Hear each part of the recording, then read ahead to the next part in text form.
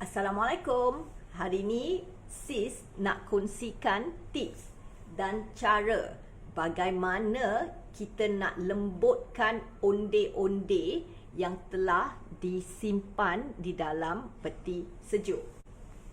Ini onde-onde yang sis dah simpan dalam peti sejuk.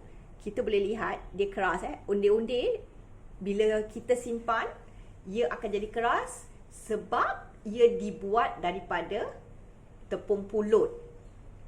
Cara untuk memanaskan dalam microwave sebentar saja, 10 saat sahaja. Kalau lebih daripada 10 saat, ianya akan burst. Dia punya gula Melaka akan mengalir dan terkeluar. Jadi tak cantik. Okey, sekarang saya tunjukkan. Lagi satu tips bila kita masukkan dalam microwave, mesti ada penutupnya, mesti cover Kalau tidak, ia akan keras. Itu lagi satu tips dan caranya. Dan sis hanya taruh 10 saat, sekejap saja. Okay, sis akan onkan selama 10 saat. Setelah tu sis tunjukkan ianya akan lembut kembali. Okay you all, tadi sis dah panaskan dalam microwave dan sis tutup, mesti tutup. Yang ini terbocor sikit, tapi tak mengapa, sikit saja. But you boleh nampak kan, sis picit, ianya lembut. Yang ini sis picit, lembut. Okay.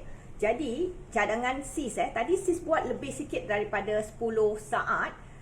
Apa yang you all boleh lakukan, panaskan 10 saat.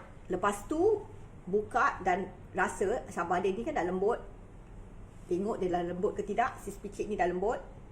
Kan you boleh tengok dah lembut. Then kalau you rasa dia keras, buat lagi 5 saat ke.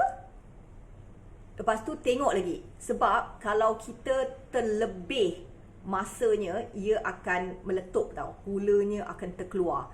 Jadi kita buat 10 saat.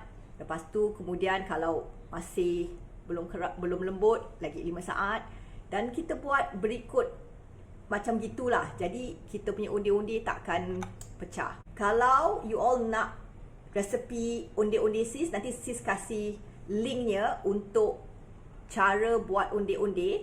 Dan kalau you all ada onde-onde yang lebih, boleh disimpan dalam peti sejuk. Dan ini caranya untuk lembutkan kembali onde-onde yang sudah disimpan. Okay you all, selamat mencuba. Dan ingat untuk subscribe sis punya YouTube channel dan share dan like juga.